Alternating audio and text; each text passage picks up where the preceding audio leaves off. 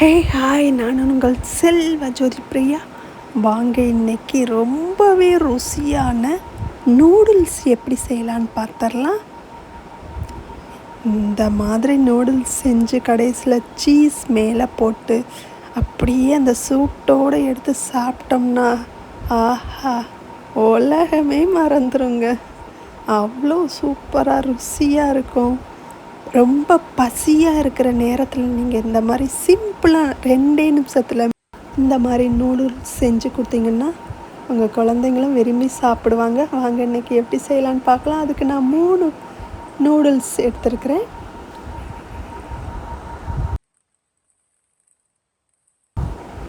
எல்லா நூடுல்ஸ் பேக்கெட்லேயும் ஒரு மசாலா கொடுத்துருப்பாங்க இல்லையா, அந்த மசாலா பாக்கெட் எடுத்து வச்சுக்கோங்க. நம்ம இப்போது வெங்காயம் மட்டும் குட்டி குட்டியாக கட் பண்ணி வச்சுக்கலாம்.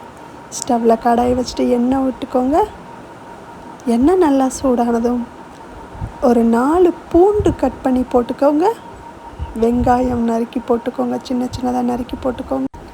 பெரிய சைஸ் வெங்காயமாக ஒன்று கட் பண்ணி வச்சுருந்தேன். அதை இப்போ நான் ஸ்டவ்வில் கிளறிட்டேன். இப்போ இந்த எண்ணெயோடையே நம்ம அந்த மசாலா பாக்கெட்டை கட் பண்ணி உள்ள மசாலாவை சேர்த்துக்கலாம். எண்ணெயிலேயே நீங்கள் இந்த மசாலாவை வதக்கி விட்டு பாருங்கள். வாசத்துலேயே அவ்வளோ உங்களுக்கு அப்போவே பசி வந்துடும். வதக்கிட்டு அந்த மசாலாவை நல்லா வதக்கிட்டு தண்ணி ஊற்றிக்கோங்க. நான் 3 பேக்கெட் நூடுல்ஸ்க்கு 3 டம்ளர் ஃபுல்லாக தண்ணி ஊற்றிருக்கேன். தண்ணி ஊற்றி நல்லா கலந்து விட்டுருங்க. இப்போ பாருங்கள், அந்த நூடுல்ஸை நம்ம அப்படியேவும் போடக்கூடாது, ரொம்ப குட்டி குட்டியாகவும் உடச்சிடக்கூடாது. இந்த மாதிரி நீளமாக நடுவில் உடச்சி விட்டுக்கறணும். குட்டி குட்டியாக உடச்சிடக்கூடாது. நீளமாக இருந்தால் தான் சாப்பிட்றதுக்கு அந்த ஃபோர்க்கில் எடுக்கும் போதே அழகாக வரும். இப்போ நம்ம தண்ணி கொதிச்சிருச்சு.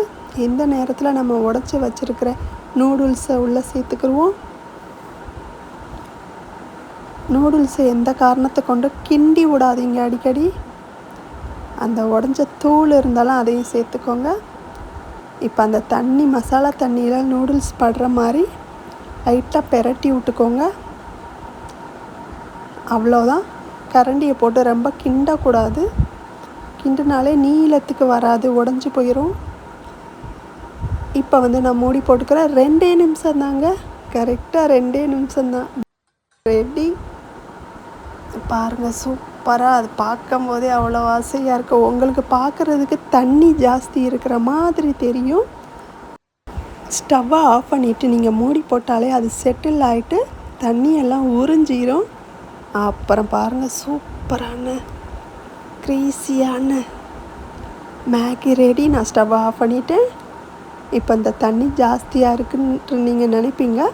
பாருங்கள், இப்போ நான் மூடி போட்டுக்கிறேன். ஒரு 5 நிமிஷம் செட்டில் ஆகட்டும். ரொம்பவும் ட்ரையாக இருக்கக்கூடாது, ரொம்ப தண்ணியாகவும் சூப்பு மாதிரி இருக்கக்கூடாது. இதோ பாருங்கள், இப்படி இருக்கணும். ஆஹா, அவ்வளோதாங்க, ரெடி ஆயிடுச்சு. பாருங்கள், சூப்பராக அளவான தண்ணியில் ரெடி ஆயிடுச்சு நம்ம நூடுல்ஸு. நீங்களும் இதே மெத்தடில் செஞ்சு பார்த்துட்டு எப்படி வந்துச்சுன்னு சொல்லுங்கள். நான் உங்கள் செல்வ ஜோதி பிரியா. என்னோடய சேனலை இப்போ தான் நீங்கள் ஃபஸ்ட் டைம் பார்க்குறீங்கன்னா மறக்காமல் சப்ஸ்கிரைப் பண்ணிக்கோங்க. ஷேர் பண்ணுங்கள், லைக் பண்ணுங்கள், கமெண்ட் பண்ணுங்கள், சப்போர்ட் பண்ணுங்கள் ஃப்ரெண்ட்ஸ். இப்போ நான் இதை எடுத்து சூடாகவே சர்வ் பண்ண போகிறேன். பிள்ளைங்களாம் அவ்வளோ ஆசையாக சாப்பிடுவாங்க.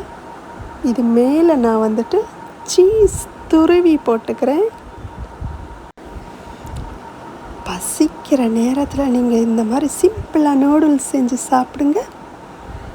சந்தோஷமாக இருங்க. பை.